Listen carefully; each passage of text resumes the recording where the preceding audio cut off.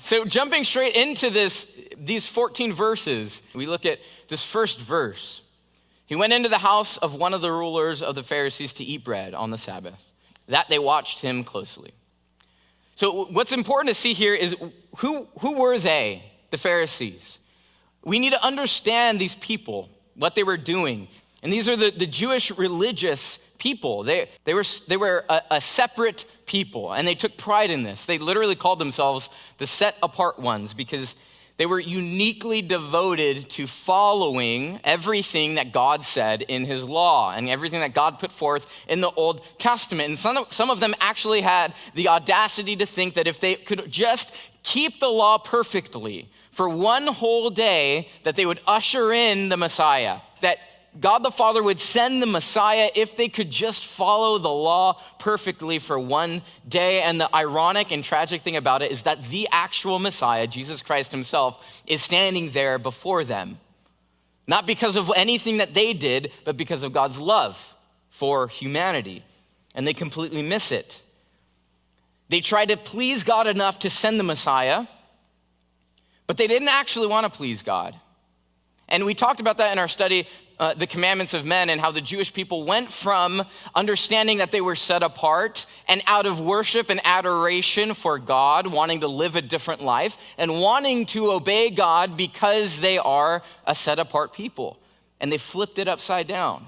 They instead started going, you know what? In order for God to love us, in order to be good enough, we must do enough so that God chooses us. They changed it from adoration to obligation. And just like here, they didn't actually want a Messiah. They didn't need one. Who needs a Messiah if you can save yourself? And they were righteous in their own eyes. They didn't think they needed someone to save them. These Pharisees are absolutely obsessed with how they look to everybody around them, parading their religion around. They wanted to receive the glory only reserved for God. And they craved the recognition. They craved the spotlight, wanting people to see them. These were the Pharisees that have invited Jesus to dinner, presumably. The only way that he would have shown up is with that invitation. And even though Jesus, throughout all of the New Testament, throughout his entire ministry life, he's in heated debates and conversation with the Pharisees, he still doesn't shy away from showing up. He still doesn't shy away from going out and speaking the truth. He still doesn't shy away from, you know what, I'm gonna go and see what they have for me. See what actually I have for them. He's not afraid to be around them. And instead of avoiding the opposition that he knows is coming, he's all-knowing, he goes, he shows up. And it's funny because we see that they didn't simply want to get to know Jesus better. This wasn't like, hey, you know what, the Pharisees come up. They're like, you know what, let's get this guy Jesus out here to dinner with us. Let's just learn a little bit more about him. Seems kind of interesting. I want to know. No, we see it from this, watched him closely, that they didn't care to know about Jesus. They didn't care whether or not to actually find out if he was the Messiah or not. They were there to set him up. They intentionally invited him over on the Sabbath to see whether or not they could catch him in sin. And we see that they watched him closely, and behold, there was a certain man before him who had dropsy. A disabled man doesn't just end up at dinner with a bunch of Pharisees. They had him there on purpose. They invited the guy, and the guy was probably all stoked. He's like, oh my gosh, I get to go with the Pharisees and have dinner. Despite my station, I get to show up, and they were just using him. But what does he get out of it? He gets healing out of it. And what does he say? Jesus answering spoke to the lawyers and Pharisees saying, is it lawful to heal on the Sabbath? And the guy with dropsy is like, yes, please say yes, please. But they kept silent. So it's a setup. They had brought him there for that reason. And you notice Jesus answering. He's answering, but did anyone ask him a question? No. No one actually asked Jesus a question. He answers, and then not only did no one actually ask a question for Jesus to answer, but then Jesus answers the non-question with what? A question. That's crazy. Only Jesus can do that. Nobody asks a question, he answers them, and then he asks them a question in answering their non-question. Because he is omniscient. He knows everything. Only Jesus can ask a question and answering something that you have on your heart. He saw what they were doing.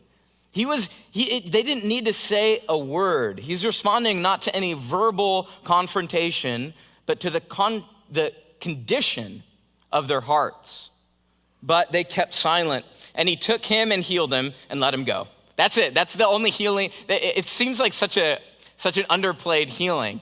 It was like, hey, look, this is just a kind of a side hustle of what's happening right now. I'm gonna heal you. And he's like, yes, it's like changed his life. He's like, it went from really amazing to even better, and now I get healed, and Jesus does it. Now let's deal with what you guys are actually trying to do. And again, he answers again. And we see that Jesus tells them exactly and answers them exactly what they need to hear. He doesn't need anybody to add to the conversation. Which of you having a donkey or an ox that has fallen into a pit will not immediately pull him out on the Sabbath? They could not answer him regarding these things. So Jesus knows. He knows what is lawful and what is not lawful. He's not dumb. He knows before he asks the question. He knows the answer. And he knows that it's not. And some of the Jews, and it's really interesting when you look at it, some of the Jews actually thought it was illegal, against the law for them in their specific sect of Judaism, but some of them also didn't. And it's as if he's pitting them against each other. He's saying, look, you guys don't even agree on this, but I know it is not. And if it's not unlawful to help an animal, then how much better would it be to help a human being? And they're playing with the heart. They're using humans as pawns, but really Jesus is getting to the heart. And he's illuminating and helping them understand that they don't actually care about healing people. They don't actually care about the person. It's all just for show. It's all just to get what they want. The Pharisees thought that they invited Jesus into their little dinner in order to examine them, but what they're seeing is that they're actually being examined.